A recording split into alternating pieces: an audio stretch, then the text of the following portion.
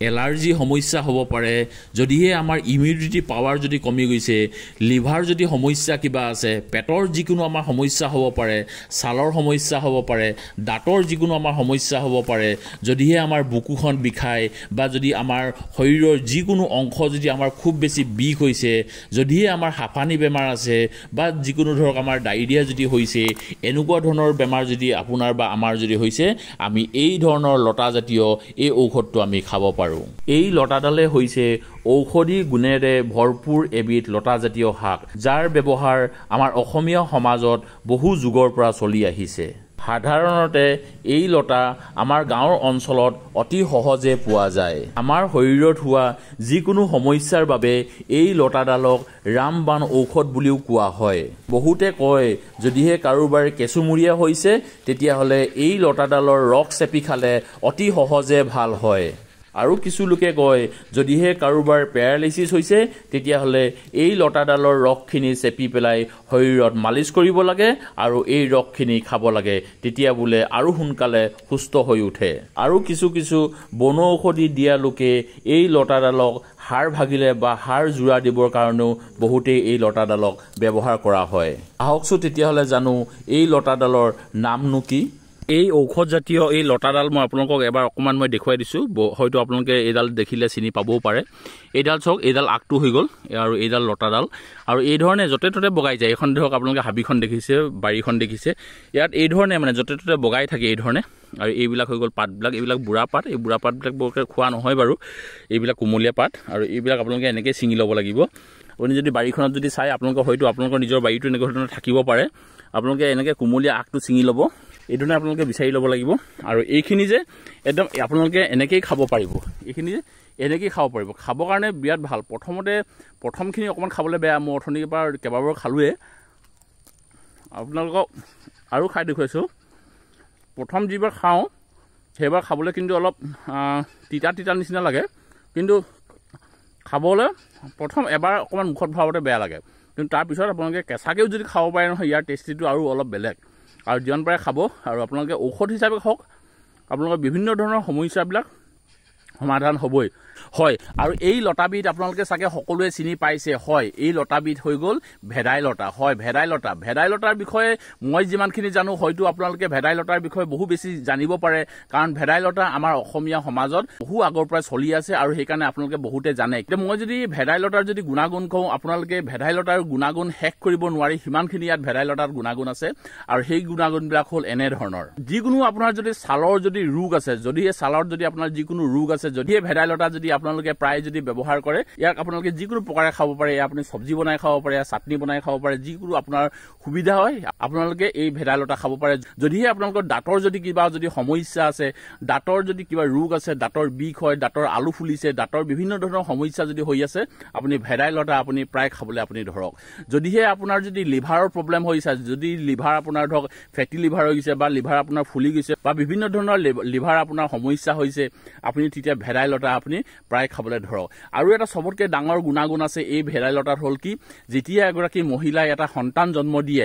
আৰু সেই মহিলাৰ যেতিয়া সন্তান জন্ম দিয়াৰ পাছত এই ভেদাইলতা যদি সেই মহিলাগৰাকীয়ে যদি খায় এই ভেদাইলতাত যিখিনি আইৰণ আছে যিখিনি কেলছিয়াম আছে যিখিনি ইয়াৰ ভিটামিন আছে এই ভিটামিন কিন্তু আপুনি কতোৱে নাপায় একমাত্ৰ আপুনি ভেদাইলতাতে পাব সেইকাৰণে যেতিয়া এগৰাকী মহিলা এটি সন্তান জন্ম দিয়ে এই সন্তান জন্ম দিয়াৰ পাছত কিন্তু ভেদাইলতা খোৱাটো বহু প্ৰয়োজনীয় কাৰণ ইয়াৰ যিখিনি গুণাগুণ আছে কোনো এটা চব্জিত বা কোনো শাকত ইমানখিনি গুণাগুণ নাই যিমানখিনি এই ভেদাইলতাত আছে আৰু এটা কথা মই আপোনালোকক ইয়াতে ক'ব বিচাৰিম যে এই ভেদাইলতাৰ নাম কিন্তু বহুত প্ৰকাৰৰ আছে হয়তো আপোনালোকৰ জেগাত বা আপোনালোকৰ অঞ্চলত এই ভেদাইলতাৰ নাম আপোনালোকে কি বুলি নামাকৰণ কৰিছে বা এই ভেদাইলতাক আপোনালোকে কি বুলি নাম দি আপোনালোকে চিনি পায় সেইখিনি আপোনালোকে কমেণ্টত জনাবৰ কাৰণে নাপাহৰিব আৰু কোনো ব্যক্তিয়ে যদি ডায়েৰিয়াত যদি ভুক্তভোগী হৈ আছে ডায়েৰিয়া যদি ধৰ তেওঁ প্ৰায় যদি হৈ থাকিবলৈ ধৰে তেতিয়াহ'লে আপোনালোকে এই ভেদাইলতা খাব ভেদাইলতা খালে আপোনালোকৰ ডায়েৰিয়া সমস্যাবিলাকো ইয়াত দূৰ হৈ যাব পাৰে আৰু এটা কথা মই আপোনালোকক সবতকৈ ডাঙৰ কথা এটা ক'ব লাগিব কি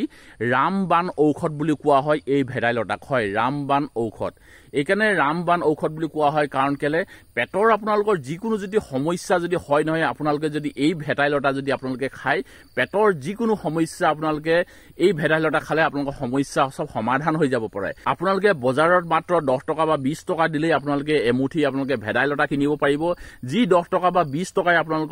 আপোনালোকৰ বিভিন্ন ধৰণৰ সমস্যাবিলাক আপোনালোকক সমাধান কৰি দিব। আৰু যিসকলে ধৰক গাঁৱত থাকে তেওঁলোকেতো ধৰক প্ৰত্যেকৰ ঘৰৰ বাৰীত বা হাবিত বা আমাৰ বাৰীত যি ধৰণে এই ধৰণে এতিয়া ধৰক হাবিত এতিয়া এই ভেদাইলতা ধৰক মই এই 5 মিনিট ঘূৰোঁতেই মানে এক মুঠি পালোৱে, যিখিনি ধৰক বজাৰৰ মূল্য প্ৰায় 20 টকামান হ'ব চাগে। তে এইখিনি ধৰক আপোনালোকে যদি খায় ৰামবান ঔষধ বুলি মই আপোনালোকক এইকাৰণে কৈছোঁ, পেটৰ যিকোনো সমস্যা আপোনালোকক এইখিনি আপোনালোকক সমাধান কৰি দিব পাৰে। সেইকাৰণে এনেকুৱা ধৰণৰ ভেদাইলতা বা এনেকুৱা ধৰণৰ গাঁৱলীয়া ঔষধ বা শাক পাচলি আমি সদায় খাব লাগে। আৰু বিশেষকৈ ইয়াত এটা কথা কওঁ, বহুতে কয় ইয়াক পাদুৱা লতা বুলি কয়, কাৰণ কেলে ই মানে গোন্ধ এটা ওলায় যে মানুহে ধৰক পাদে যেতিয়া পাদি দিয়ে সেই পাদিলে এটা গোন্ধ ওলায়, সেই গোন্ধৰ দৰে অকণমান এটা গোন্ধ ওলায়, কিন্তু সিমানো বেয়া নুগোন্ধায়। কিন্তু বহুতে কয় যে খাবলৈ বেয়া বা গোন্ধটো বেয়া, কিন্তু আমি ইয়াক মানে ঔষধ হিচাপে খাব পাৰোঁ আৰু ই স্বাস্থ্যৰ কাৰণে আমাৰ যিহেতু বহুত ভাল। আৰু যদিহে আপোনালোকৰ যদি হাঁফানি বেমাৰ যিবিলাক ব্যক্তিয়ে ভুক্তভোগী হৈ আছে, হাঁফানি বেমাৰ কাৰণে এই আপোনাৰ ভেদাইলতা বহু ভাল। সেইকাৰণে যিসকলে হাঁফানি বেমাৰত ভুক্তভোগী আহিছে তেওঁলোকেও এই ভেদাইলতা খাব পাৰে। আৰু অকল মই যিখিনি এতিয়া আপোনালোকক ক'লোঁ যে অকল এইখিনি বেমাৰ বুলিয়ে নহয়, এনেকুৱা বিভিন্ন ধৰণৰ আমাৰ সমস্যা মই আপোনালোকক প্ৰথমতে কৈছোঁ যে আমাৰ শৰীৰত বিভিন্ন ধৰণৰ বেমাৰ আমাৰ হৈ থাকে আৰু প্ৰতিটো বেমাৰৰ কাৰণে এই কিন্তু ভেদাইলতা বহু গুণ আছে। সেইকাৰণে আমি ভেদাইলতা সপ্তাহটোত অন্তৰ এদিন বা দুদিন আমি ঔষধ হিচাপে খাব লাগে। আৰু বজাৰত আপোনালোকে যদি যিসকলে টাউনত থাকে আপোনালোকে বজাৰত গৈ পেলাই এই ভেদাইলতাটো আপোনালোকে কিনি আনিব। হয়তো মই ভেদাইলতা আপোনালোকক কৈ আছোঁ, হয়তো আপোনালোকৰ অঞ্চলত এই ভেদাইলতাৰ নাম হয়তো বেলেগ বেলেগ হ'ব পাৰে। আপোনালোকৰ অঞ্চলত এই ভেদাইলতা বা এই পাদুৱা লতাটোৰ নাম কি আছে আপোনালোকে কমেণ্টত জনাব কাৰণে নাপাহৰিব। আৰু যদিহে আপোনালোকৰ গাৰ বিষ যদি হয়, বুকুৰ বিষ যদি হয়, আপোনালোকে এই ভেদাইলতা কিন্তু খাবলৈ আৰু নাপাহৰিব। আকৌ এবাৰ কৈছোঁ যে কেলছিয়াম আছে, ভিটামিন আছে, আইৰণ আছে, যিমানখিনি প্ৰয়োজন এজন ব্যক্তিক বা এগৰাকী মহিলাক যিমানখিনি প্ৰয়োজন এই সকলোবিলাক এই ভেদাইলতাতে আছে। এতিয়া আমি চাওক, এটা কথা আপোনালোকক মই ক'ব লাগিব, যিবিলাক আমি ঔষধ গৈ পেলাই ডক্টৰক যেতিয়া আমাৰ কিবা এটা বেমাৰ হয় আমি ডক্টৰক গৈ পেলাই আমি বিভিন্ন ধৰণৰ চিকিৎসা কৰোঁ, কিন্তু তাত ডক্টৰে কি কৰে এল'পেথিকৰ দৱাই দি দিয়ে আৰু অতি সোনকালে আমাৰ বেমাৰবিলাক ভাল হ'বৰ কাৰণে আমি সেইবিলাক মেডিচিন খাওঁ। কিন্তু সেয়া হৈ গ'ল আপোনাৰ ইন কেছ অফ ইমাৰ্জেঞ্চি। কিন্তু আমি যদি গাঁৱত থাকি পেলাই বা আমি টাউনত থাকিলেও আমি এই ধৰণৰ যদি চব্জিবিলাক যদি আমি বজাৰত কিনি পেলাই হওক বা আমি ধৰক বাৰীত বা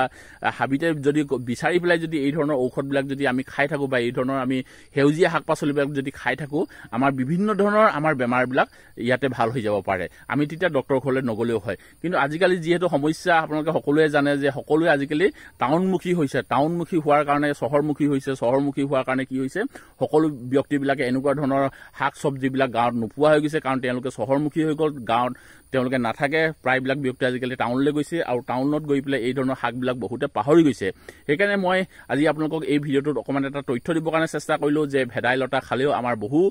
বেমাৰ ভাল হ'ব পাৰে বা এই গুণাগুণখিনি হয়তো বিষয়ে আপোনালোকে বেছি মোতকৈ ভালকৈ জানিব পাৰে। তে এইখিনি তথ্য আজি মই আপোনালোকক এটা সৰু ভিডিঅ' দি আপোনালোকক তথ্য এটা অকণমান দিবৰ কাৰণে চেষ্টা কৰিলোঁ। ভিডিঅ'টো আপোনালোকে কেনেকুৱা পালে জনাবৰ কাৰণে নাপাহৰিব। আৰু ভেদাইলতাৰ বিষয়ে আপোনালোকে কিমানে জানে সেই কথাটো আপোনালোকে কমেণ্টত জনাবৰ কাৰণে নাপাহৰিব। আৰু ভেদাইলতা আপোনালোকে চাটনি খাই ভাল পায়নে, শাক চব্জি বনাই খাই ভাল পায়নে, কেনেকৈ বনাই খাই ভাল পায় সেই কথাটো আপোনালোকে কমেণ্টত জনাবৰ কাৰণে নাপাহৰিব। আৰু ভিডিঅ'টো আজি আপোনালোকে যদিহে ভাল পালে এবাৰ শ্বেয়াৰ কৰি দিবৰ কাৰণেও নাপাহৰিব। এই ভিডিঅ'টো আজি বৰ বেছি দীঘল কৰি নাথাকোঁ, ভিডিঅ'টো আজি ইয়াতে সামৰণি মাৰিছোঁ। অন্য এটা ভিডিঅ'ত অতি সোনকালে লগ পোৱাৰ প্ৰতিশ্ৰুতিৰে আজি এই ভিডিঅ'টো পাই বিদায় ল'লোঁ। ধন্যবাদ থাকিল।